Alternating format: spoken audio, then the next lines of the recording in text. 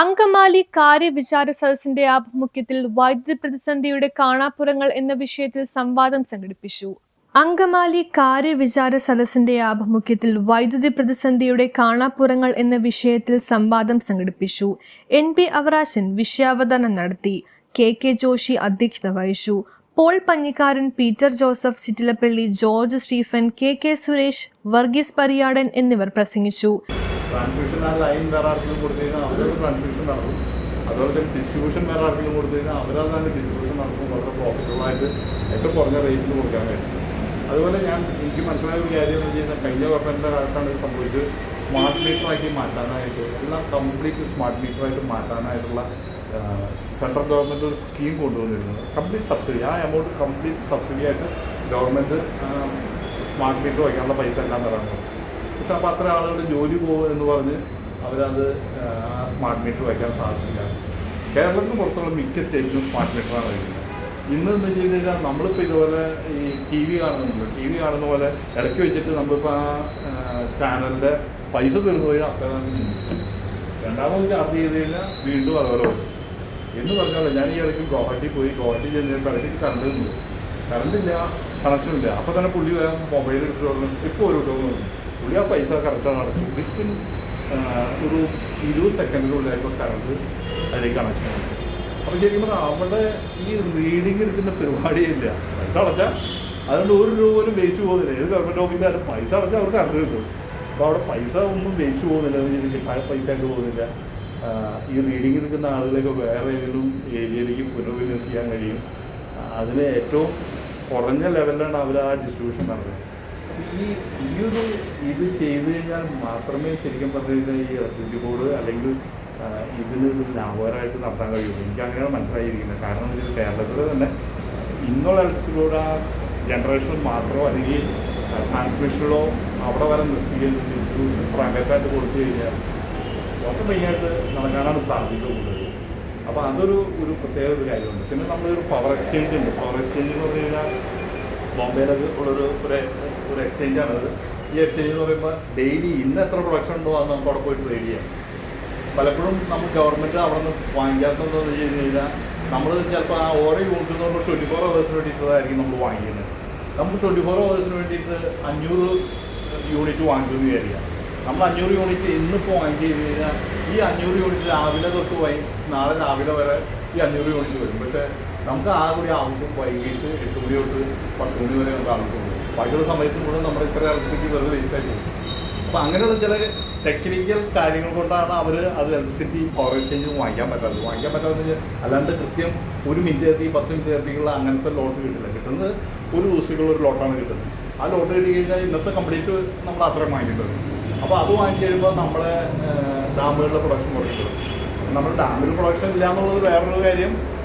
അതിൻ്റെ ഒരു കാര്യം എന്ന് വെച്ച് കഴിഞ്ഞാൽ എനിക്ക് മനസ്സിലായ ഒരു കാര്യം, ഞാൻ ഇപ്പോൾ തന്നെ ഇൻ്റർനെറ്റ് നോക്കിയപ്പോഴാണ് ഏകദേശം ഇന്ത്യയിൽ മൊത്തം കപ്പാസിറ്റി എന്ന് പറയുന്നത് നമ്മളിപ്പോൾ എന്ന് വെച്ച് കഴിഞ്ഞാൽ 500 മെഗാവാട്ടാണ് നമ്മൾ 5000 മെഗാവാട്ട് എന്ന് പറഞ്ഞാൽ അതോട്ട് 1 ജിഗാവാട്ട് എന്ന് പറയുന്നത് അതോട്ട് 1 ലക്ഷം 10,000 1 ലക്ഷമാണോ അങ്ങനത്തെ അതാണ് 1 ജിഗാവാട്ട്. അതുപോലെ 530 ജിഗാവാട്ടാണ് ഇന്ത്യയിൽ പ്രൊഡക്ഷൻ. ഈ 530 ജിഗാവാട്ടിൽ 250 ജിഗാവാട്ടും കോൾ, അതിൻ്റെ തെർമൽ അങ്ങനെയുള്ള കാര്യങ്ങളാണ്. 250 ജിഗാവാട്ട്, 530 150 സോളാർ. അപ്പോൾ 530 250 350 400 ജിഗാവാട്ട് വരെ മറ്റ് നമുക്ക് വെള്ളമല്ല. വെള്ളം ആകുമ്പോൾ 50 ജിഗാവാട്ടേ ഉള്ളൂ. കേരളം ഇപ്പോഴും വെള്ളം നമ്മളിപ്പോഴും ചിന്തിച്ചുകൊണ്ടിരിക്കുന്ന ഒരു കാര്യം എന്ന് വെച്ച് കഴിഞ്ഞാൽ ഈ വെള്ളം ഇനിയുള്ള ഡാമുകൾ കെട്ടി ഇവിടെ ശരിക്കും പറഞ്ഞാൽ ഇതേപോലെ ചെയ്യാതെയൊക്കെയാണ് നമ്മൾ പ്രോത്സാഹിപ്പിക്കേണ്ടത്. നമുക്കിപ്പോൾ തെർമൽ ഉണ്ടാക്കാൻ കഴിയുന്നത്. പക്ഷേ സോളാർ വളരെ മെയിനായിട്ട് ആ സ്കീമോടൊപ്പം കൊടുത്തിട്ട് നമുക്ക് ആ കറക്റ്റായിട്ട് നമുക്ക് അതേപോലെ ചെയ്യാൻ കഴിയും. അത് ആൾക്കാർക്ക് എനർജി ഉണ്ടാക്കാൻ കഴിഞ്ഞ് കഴിഞ്ഞാൽ നമുക്ക് ഇത് ചെയ്യാൻ പറ്റും. അതൊന്നും ഒരു ശാശ്വത പരിഹാരമാവുമെന്ന് എനിക്ക് തോന്നുന്നത്. ഇത് ആ കൂടി ചെയ്യാൻ കഴിയുന്നത് നമ്മൾ ഡിസ്ട്രിബ്യൂഷനും ട്രാൻസ്മിഷനും ഇത് പ്രൈവറ്റൈസ് ചെയ്ത് മൂന്നാക്കി മാറ്റി നമുക്ക് കൊടുക്കാൻ കഴിഞ്ഞ് കഴിഞ്ഞാൽ ചിലപ്പോൾ ഈ നമ്മുടെ ടെലഫോണിലൊക്കെ വന്നുള്ള വിപ്ലവകരമായിട്ടുള്ളൊരു മാറ്റം ഈ ഇലക്ട്രിസിറ്റിയിലും ഉണ്ടാവാൻ സാധ്യതയുണ്ട്. കുറേ പേർക്ക് ജോലി പോകും, ആ ജോലി വേറെ എവിടെയെങ്കിലും മാറി. നമ്മൾ പണ്ട് ഓരോ ഇപ്പോൾ AI വന്നു, കുറേ പേർക്ക് ജോലി പോകും, നമുക്ക് വേറെ സ്ഥലത്തേക്ക് ജോലി കിട്ടും. അതേപോലെ തന്നെ കമ്പ്യൂട്ടർ വന്നപ്പോൾ കുറേ പേർക്ക് ജോലി പോയി, അവർക്ക് വേറെ സ്ഥലത്ത് ജോലി കിട്ടും. ഈ ആളുകൾ വേറെ എവിടെയും ഡിപ്ലോയ് ചെയ്ത് നമുക്ക് അങ്ങനെയുള്ളൊരു സിസ്റ്റം വന്നു കഴിഞ്ഞാൽ എനിക്ക് തോന്നുന്നു ഇവിടുത്തെ പരിസ്ഥിതി മാറും. അല്ലാതെ ഈ പരിസ്ഥിതി മാറുമെന്ന് എനിക്ക് തോന്നുന്നുണ്ട്. വൈദ്യുതി വകുപ്പ് മന്ത്രിയായാലും വേണ്ടത്ര കുറച്ചുകൂടെ ഈ വിഷയത്തിൽ ശ്രദ്ധാലുവായിരുന്നെങ്കിൽ നമുക്ക് അത്ര വലിയ പ്രശ്നം ഉണ്ടാവില്ലായിരുന്നു. 230 ആട്ടെ പുറമേ നിന്ന് വാങ്ങിച്ചോളൂ. അതേ കണ്ട് എനിക്ക് ഇപ്പോഴത്തെ എൻ്റെ ചെയർമാൻ അല്ല മറ്റേ സെക്രട്ടറി ഇവിടെ ഏതാണല്ലോ തമിഴൻ രാജമാണിക്കാണ് സംവിധാനം ആലോചിച്ച് അതിനാവശ്യമുള്ള തൽക്കാലത്തേക്ക് ഒരു സെപ്റ്റംബർ വരെ കൊണ്ടുപോകുന്നതിനുള്ള പുള്ളി ഒരു അഗ്രിമെൻറ്റ് വെച്ചിട്ടുണ്ട്. പക്ഷെ അത് പ്രാവർത്തികമാക്കുന്നത് അത് പുള്ളി 1 കൊല്ലം വരെ നീട്ടി കിട്ടാൻ വേണ്ടി ശ്രമിച്ചിട്ടുണ്ട്. പക്ഷേ ഗവൺമെൻറ് മാറിയോടുകൂടി ഈ ഉദ്യോഗസ്ഥന്മാർ എത്ര ശ്രമിച്ചാലും LDF ഉദ്യോഗസ്ഥന്മാരാണ് നിൽക്കെങ്കിൽ അവർ അങ്ങനെ നടക്കട്ടെ, ഇത് ഇങ്ങനെ പോട്ടെ എന്നായിരിക്കും വിചാരിക്കണേ. UDF ഉദ്യോഗസ്ഥന്മാർ വന്ന് അവിടെ കയറി പഠിച്ചിട്ട് വേണം. അതിൻ്റെ ഒരു പ്രശ്നമുണ്ട്. അപ്പോൾ ഞാൻ പറഞ്ഞത്, അപ്പോൾ അവിടെ ഇടപെടേണ്ടിയിരുന്നത് ഗവൺമെൻറ്റായിരുന്നു. ഗവൺമെൻറ് മറ്റ് പല കാര്യങ്ങളിൽ ശ്രദ്ധ പോയതിൻ്റെ ഭാഗമായിട്ട് ആണ് പെട്ടെന്ന് ഈ പറയാം. അത് മാത്രമല്ല, വെള്ളത്തിൻ്റെ പ്രശ്നം വന്നു, പിന്നെ ഈ കാലാവസ്ഥയിൽ വന്ന മാറ്റത്തിൻ്റെ ഭാഗമായിട്ട് കുറച്ച് കൂടുതൽ ഇത് വന്നിട്ടുണ്ട്. എങ്കിൽ പോലും ഒരു ഇടപെടൽ നടത്തിയിരുന്നെങ്കിൽ ഇത്രയും കേരളത്തിൽ വലിയ പ്രോബ്ലം അത്ര വലിയ പ്രശ്നമൊന്നുമല്ല. ഇപ്പം എങ്കിൽ നമുക്കിത് റെഗുലറായിട്ട് കിട്ടിക്കൊണ്ടിരുന്ന സാധനം ചെറുതായിട്ടെങ്കിലും നഷ്ടപ്പെടുമ്പോൾ ഉണ്ടാവാവുന്ന ഒരു പ്രശ്നമേ ഉള്ളൂ. പിന്നെ അത് സമയം പ്രഖ്യാപിക്കാനും ഗവൺമെൻറ് തയ്യാറായില്ല. വൈകിട്ട് 8 മുതൽ 8:30 വരെ അല്ലെങ്കിൽ 9 മുതൽ 9 വരെ എന്നൊന്നും പ്രഖ്യാപിച്ചിട്ടുമില്ല. അതിൻ്റെ ഒരു പ്രശ്നമുണ്ട്. അപ്പോൾ ആൾക്കാർ അതനുസരിച്ച് അഡ്ജസ്റ്റ് ചെയ്ത് കൊണ്ടാകും.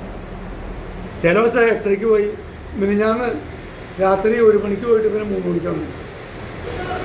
അപ്പോൾ അതങ്ങനെ എനിക്ക് മനസ്സിലാക്കുന്നത് ഒരു പക്ഷേ ഗവൺമെൻറ്റുമായിട്ട് യോജിച്ച് നിൽക്കാത്ത ഉദ്യോഗസ്ഥന്മാർ ഒരു പക്ഷേ ഇതിനകത്ത് ഇടപെടുന്നുണ്ടാവാം. ഇല്ലെങ്കിൽ മന്ത്രി വേണ്ടത്ര പഠനം നടത്തി ഒരു സഡൻ ആക്ഷൻ എടുക്കാൻ മന്ത്രിക്ക് കഴിയാതെ പോയിട്ടുണ്ട്. അതിൻ്റെയൊക്കെ ഭാഗമായിട്ടാണ് ഇപ്പോൾ വന്നിട്ടുള്ളത്. തീർച്ചയായിട്ടും ഈ ഗവൺമെൻറ്റിനും ഇത് തിരിച്ചു പിടിക്കാൻ ഇത് വലിയ താമസമില്ലാതെ ഈ പ്രശ്നം പരിഹരിക്കാൻ കഴിയും.